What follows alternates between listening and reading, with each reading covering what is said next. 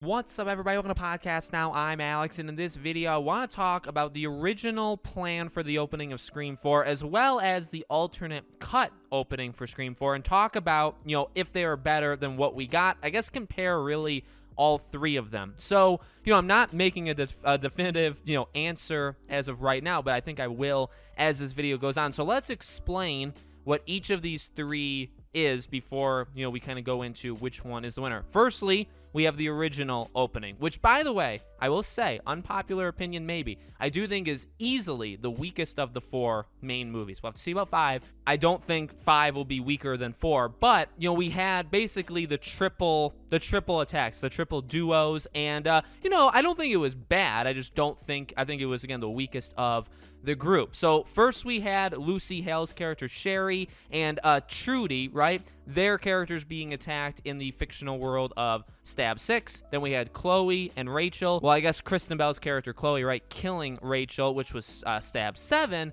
And then we had the real, opening of Scream 4, which was Marnie and Jenny. Now, again, I would say the Kristen Bell one was, I think honestly that was just to get two bigger actresses at the time. I don't even think they were like the biggest actresses you probably could have gotten at the time, but I really feel like that was the only, obviously there was like the meta component of it, right, kind of explaining stuff, or talking about, these movies within movies or reboots or whatever. Like there was meta-ness throughout the entire thing, but really I would argue like there was zero reason to have that, Stab 7 part in it other than maybe to shock people. The first, Stab 6 one wasn't bad. We got a pretty cool, I would say, Ghostface phone call. We got a little, hearkening back to Scream 1. So, you can't deny a good Roger L. Jackson voice. But again, really, in my opinion, absolutely nothing special, like to either of those. The biggest one was obviously the third part, which was Jenny and Marnie. Now, I liked that.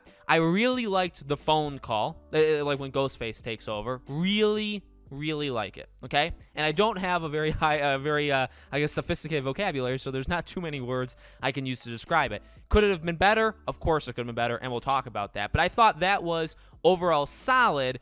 Again, nowhere near as good as any of the other ones, but definitely like way better than the Stab 6 and 7 stuff that we got. Okay, so that was the one that we did get. Now, the alternate version didn't have any of the, in my opinion, kind of garbage of the first, Stab 6 and 7. We went immediately to the two girls, the two real life actual people. And in this one, and maybe you guys have seen it, maybe you haven't, they basically play pranks on each other, which they do, only one of them does in the, theatrical cut, but they both play pranks on each other in this alternate cut. And then tables are kind of turned when, they still kind of think, it's an act. It's not actually real. I think it is, in my opinion, much better than what we actually did get, okay? So I would say this would be number 2 on the list. Number 1, in terms of my favorite one, is, and I do believe it's been covered. In fact, my friend, Beyond the Mask, he's made a video, I think, specifically on this one, is the original, idea for the opening of Scream 4, which would be Sidney would be attacked, left for dead. You'd actually think she was dead, and she would be recovering for 2 years and then would come in, sometime in the middle / end of Scream 4. And then obviously that was pulled because they thought that would slow down. I guess the quote was slow down, the tempo of the movie, and they wanted to focus on the newer cast. Now, Scream 4, I still do 100% believe was ahead of its time in terms of kind of the reboot, but it's not a remake, even though it's talked so much about as a remake in the movie itself, which was kind of dumb. It really is more of a reboot, and I think they did it better, and I think they did it earlier than most other movies, that are out there, not just horror, just literally in general, and trying to hand the baton, to the next generation of cast. So I do understand and like and even respect the idea that they wanted a younger cast, but I literally don't understand it because you could have done that anyway if you did your plan. So again, the general idea, and now granted, right, we know what the alternate cut looks like because we can literally watch it. We know what the real cut is because we can actually watch it. The Sidney idea is literally just all talk, right? Sidney gets attacked. Sidney gets the phone call. I guess that was part of it, right? She gets the phone call, she gets taunted, and then she gets attacked, and, she doesn't die, but she comes pretty darn close to it. So while that sounds great on paper, again, granted, we don't know how it would look like, but I feel like it would have had a much, much bigger impact than any of this. I feel like, because I can't even remember what these two characters' names are, I have to keep looking them up. Marnie and Jenny, again, are they okay? Sure. I have nothing against the actresses. I think they played it really well. I think actually both cuts, acting-wise, is very, very solid. Literally nothing wrong with it. But, like, there's literally nothing there. You know what I mean? Like, you don't...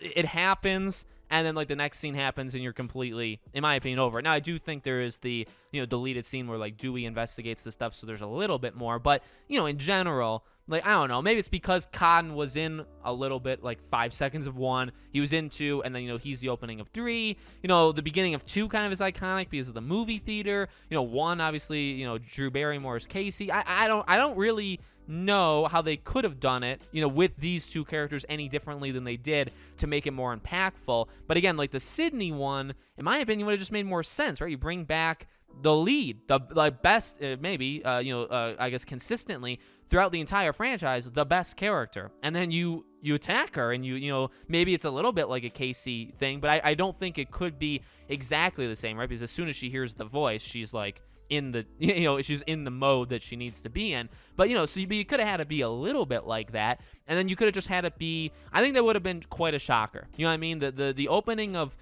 granted, the opening of 4 is a shocker because, like, things are just happening so fast, and you're actually maybe even kind of confused as you're watching it. So I guess it is shocking, right? Or in the way that they're doing it, but it's not shocking in a way that's going to stick with you. If you open it with Sydney and you almost kill her, but you make the audience and the movie, right, the people in the movie, believe that she's dead, only for her to come back, in like the middle, well, number one, you've just had maybe the best opening of any, Scream movie. Number two, you still can focus entirely on the new cast. I don't actually understand why you couldn't have, again, that goes back to what I was saying in the beginning of the video, right? I don't understand how that wouldn't have worked, because sure, Sydney's in it in the beginning-ish segments of it, but not really. Like, she really, again, is more prominent towards the second half. She's got her moments, kind of throughout, and she's there throughout, but not really. So you could have just eliminated those first, 60 minutes, first 45 minutes, whatever, and just taken her out and just made it the cast. You could have still had Dewey. You could have still had Gale. They could have been those mentor, the OG legacy cast coming back to help and protect and all that stuff. You could have still done all of that, and you just have Sydney come in, like, afterwards. You still would have been able to focus on the newer cast.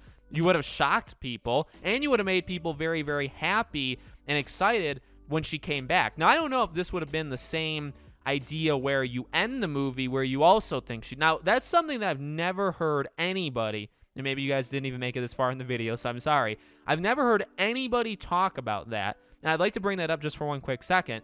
I do want to talk about the ending, in future videos, but obviously the ending was also kind of ambiguous and multiple cuts or edits, of what they maybe wanted to do. I would like to have known, and nobody's ever asked this question to my knowledge, like, if they're all the same thing.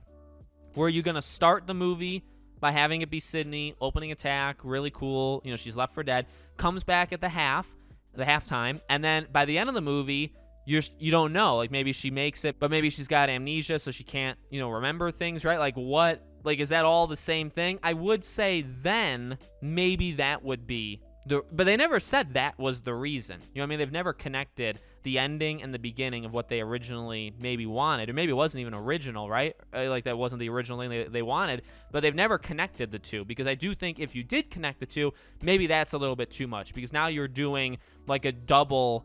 you don't really know where Sydney's fate is, and you've done that twice in the same movie. I think that's kind of overkill. So maybe that was the reason. But I would say, what we got was extremely weak. I've never really, been a fan of it. Again, the final part of it with the prank and then it not being a prank, like, whatsoever was cool. Definitely cool. And again, that phone call is good. And I do want to talk about the phone calls in future videos as well. I love that phone call a lot. I think it's one of the stronger ones. And, but besides that, the rest of it was pretty, there's nothing memorable in my opinion about it whatsoever. And then, you go back to the alternate cut, definitely a lot better, but it's still not like incredible. Again, I still think it's pretty forgettable. And then obviously you have the Sydney version, which I think is easily the best one. But, you know, it's a what could have been kind of situation. Let me know what you guys think in the comments below. Make sure, as always, you guys are subscribed to the channel. Hit the bell icon so you guys know when all these videos go up. If you guys want to follow me over on Twitter or subscribe to my second channel or support us on Patreon or YouTube memberships, links for all of them are in the description below. Thank you guys for watching. I hope to see you all on the next video.